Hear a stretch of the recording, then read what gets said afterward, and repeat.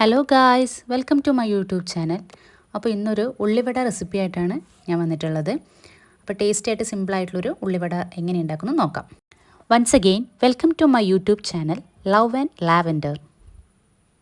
അപ്പോൾ ആദ്യം തന്നെ നമ്മുടെ ഒരു പാത്രത്തിലോട്ട് ആവശ്യമായിട്ടുള്ള ഉള്ളി നേർങ്ങനെ അരിഞ്ഞിട്ട് എടുത്തിട്ടുണ്ട്.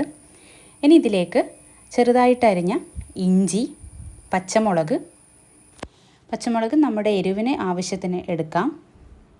പിന്നീട് ഇതിലോട്ട് ചെറുതായിട്ട് അരിഞ്ഞ കരിവേപ്പിലയും കുറച്ച് മല്ലിയിലയും കൂടി ആഡ് ചെയ്യുന്നുണ്ട്. ശേഷം ഇതിലോട്ട് ആവശ്യത്തിനുള്ള ഉപ്പ്, മുളക് പൊടി എന്നിവയിട്ട് നന്നായിട്ട് ഇതൊന്ന് നമുക്ക് കുഴച്ചെടുക്കാവുന്നതാണ്. ഇത് നന്നായിട്ട് മിക്സ് ചെയ്തിട്ട് ഇനി കുറച്ച് സമയം നമുക്കിതൊന്ന് മാറ്റി വെക്കാം. ഇനി നമുക്കിതിലോട്ട് ആവശ്യത്തിനുള്ള കടലമാവ്, കുറച്ച് അരിപ്പൊടിയും കൂടി ചേർത്ത് നന്നായിട്ടൊന്ന് കുഴച്ചെടുക്കാം. അപ്പോൾ ഇത് നന്നായിട്ട് മിക്സ് ചെയ്ത് വെച്ച ശേഷം ഇനി നമുക്ക് പെട്ടെന്ന് തന്നെ ഇത് ഉണ്ടാക്കിയെടുക്കാവുന്നതാണ്. അപ്പോൾ അതിനായിട്ട് ആദ്യം തന്നെ ഞാനൊരു ചട്ടിയിൽ ഇവിടെ എണ്ണ ചൂടാക്കിയെടുക്കുന്നുണ്ട്. എണ്ണ ചൂടായതിന് ശേഷം ഓരോ ഉരുളയായിട്ട് എടുത്ത് ചെറുതായിട്ടൊന്ന് പരത്തി കൊടുത്ത് ഉള്ളിവട ഇതിലിട്ട് ഫ്രൈ ചെയ്തെടുക്കുക നമ്മൾ ചെയ്യുന്നത്.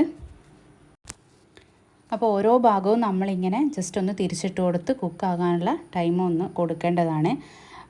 ഫ്ലെയിം വെക്കുമ്പോൾ നമ്മൾ ഫുൾ ഫ്ലെയിമിൽ നമ്മളിത് വെക്കാൻ പാടില്ല. കാരണം എണ്ണ നന്നായി ചൂടായി കഴിഞ്ഞാൽ കുറച്ചൊന്ന് ഫ്ലെയിം കുറച്ച് വെക്കണം. എങ്കിൽ മാത്രമേ നമ്മുടെ ഉള്ളിവടയുടെ ഉള്ളിലൊക്കെ ശരിക്കായിട്ടൊന്ന് കുക്കായിട്ട് കിട്ടുള്ളൂ. അപ്പോൾ ഈ ഒരു പാകമാകുമ്പോൾ നമുക്കിത് മാറ്റിയെടുക്കാം. ഇതുപോലെ നമുക്ക് ബാക്കിയുള്ള ഉള്ളിവടകളും കൂടി ചെയ്തെടുക്കാം. അപ്പോൾ ബാക്കിയുള്ളത് ഞാൻ ചെറുതായിട്ടൊന്ന് സ്പൂൺ കൊണ്ട് ഇട്ടിട്ട് കൊടുക്കുക ചെയ്തത്.